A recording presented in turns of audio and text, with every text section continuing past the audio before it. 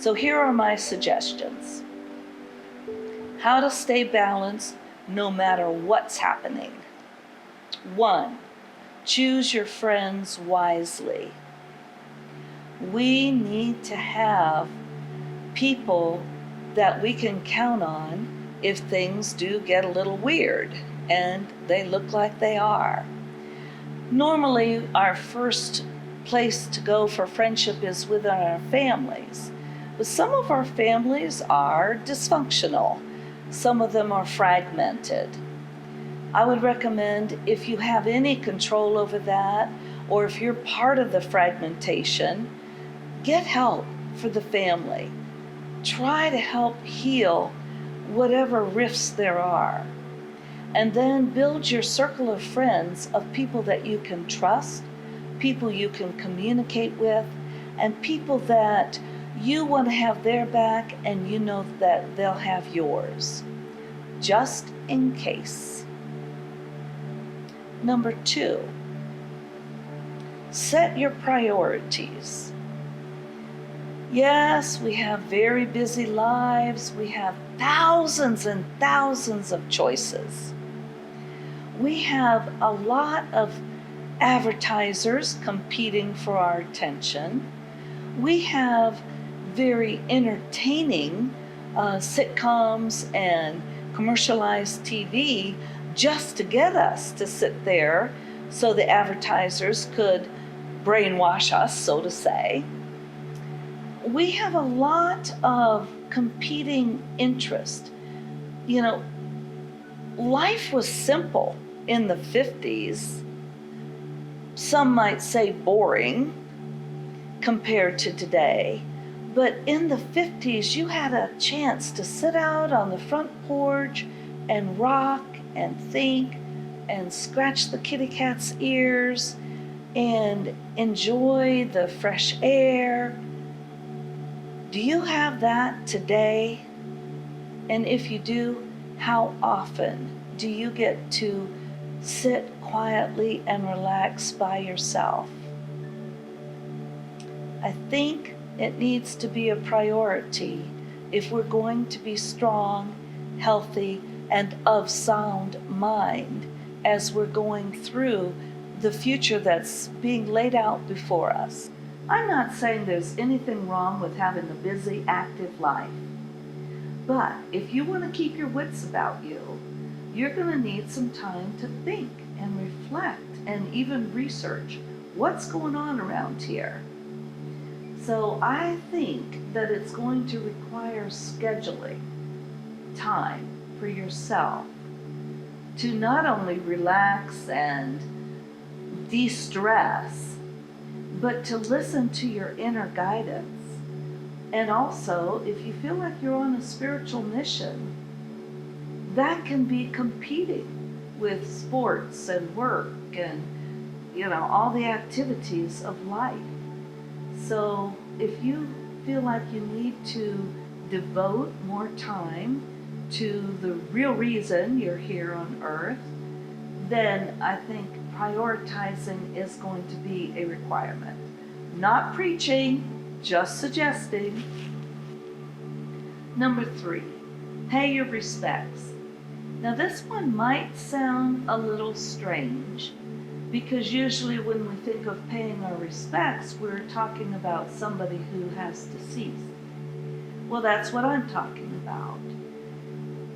I'm not saying I'm calling it unfinished business, but what I'm going to address here is for people who have lost a family member or somebody they know who was abusive to them, cruel even.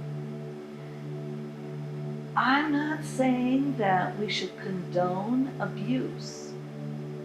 What I'm saying is you have got to find peace in your heart if you're going to be able to remain stable when, and I think it's a matter of when, not if, the earth starts moving under us. With all the rapid changes going on in our planet, we're going to be grasping for stability. And if we're still holding on to our deep grievances, our pain and our suffering caused by another person in our lives who's no longer there, we can't even confront them with it, we've got to do an inside job. It's not easy. But the positive side is that if you have decided to be strong, to live your own life, to determine your own future, you are using survival skills to do that. And you got those survival skills from the pain and suffering you went through. Now, if you're failing, if you're still blaming, if you're doing a lot of suffering still, then you may need some help to resolve the past traumas. But if you're looking back saying, I got through that, be thankful because you are strong. And we need strong people in order to face this future that I'm imagining. And I don't think it's all in my head. I think there's plenty of evidence. And if you're not doing well, then please pay your respects to those who are gone, who have hurt you. Let them off the hook.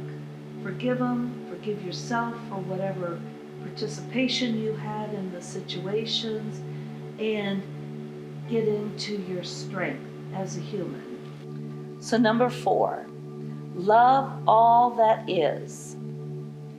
Now Jesus did his best to teach us to love our neighbors as ourselves, and even to love our enemies. I can't say we've done a real good job with his teachings, but I think we need to expand on that and love all that is, especially if we buy into the concept that God is all that is. And then that would say, well, then we need to love God. I'm not going to get on to the God thing. I just did a whole video on that. So if you want to see my perspective on God, please watch that. But it seems like we're falling short in the area of love. In the big picture, if there are aliens, they're part of all that is. They may be benevolent, they may be evil, they may be trying to dominate us, I don't know. But whatever, they're still part of all.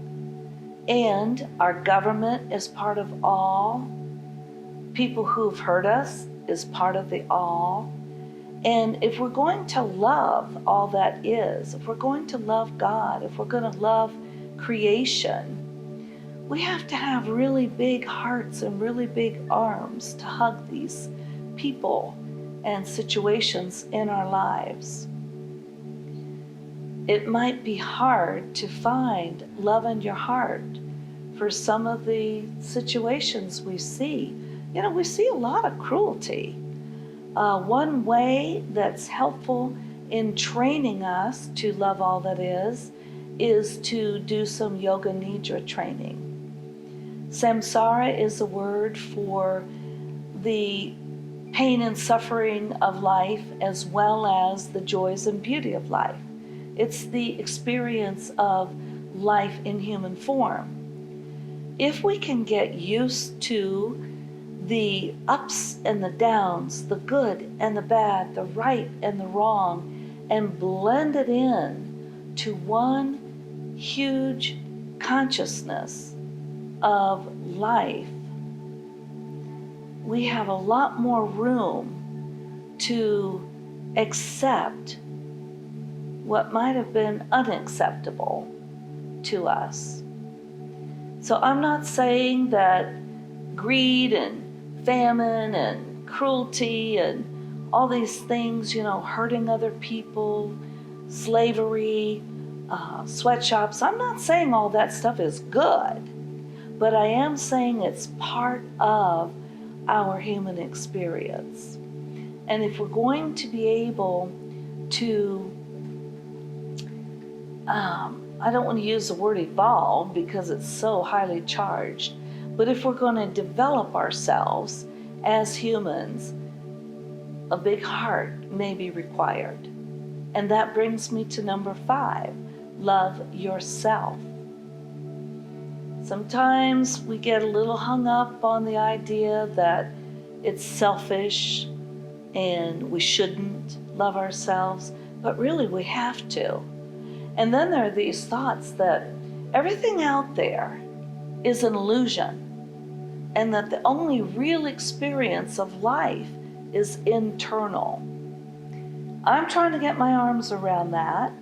It's a very interesting perspective, but I think it's worth noting that our experience of life is primary as far as the way we interact with others, as far as the choices that we make, as far as the dreams and goals we have.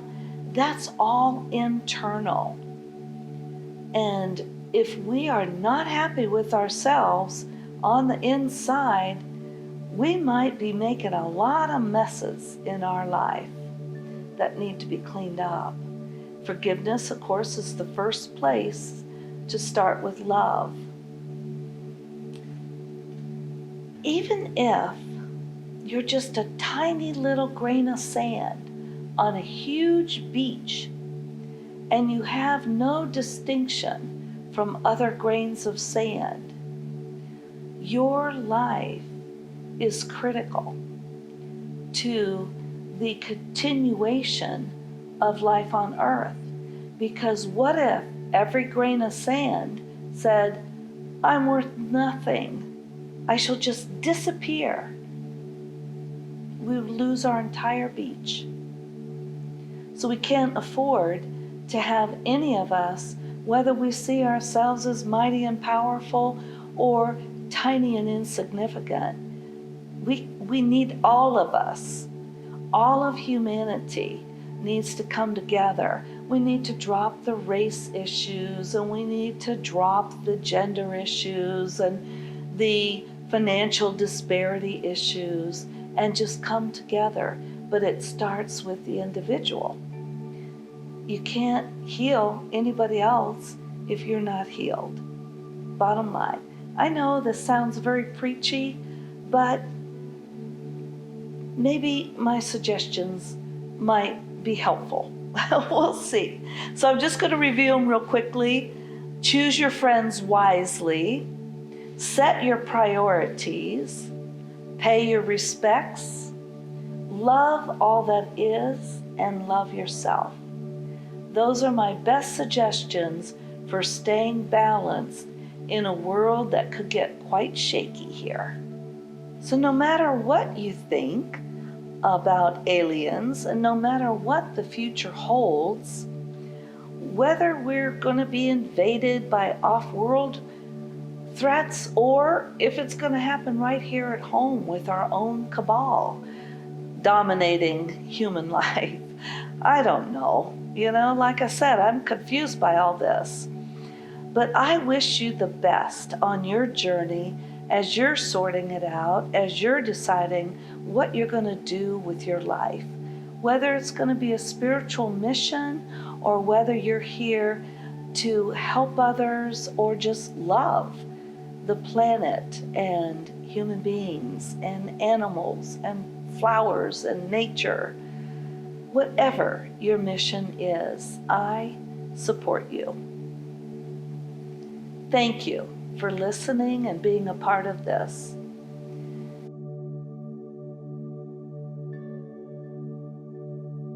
So we'll start with my 3 affirmations.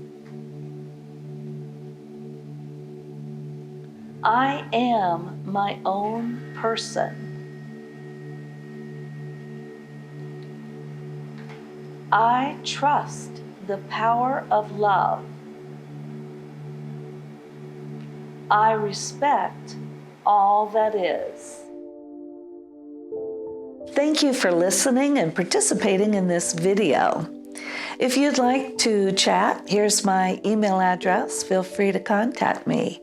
I'm here to provide support. And please like, share, comment, subscribe. Thank you very much. Blessings.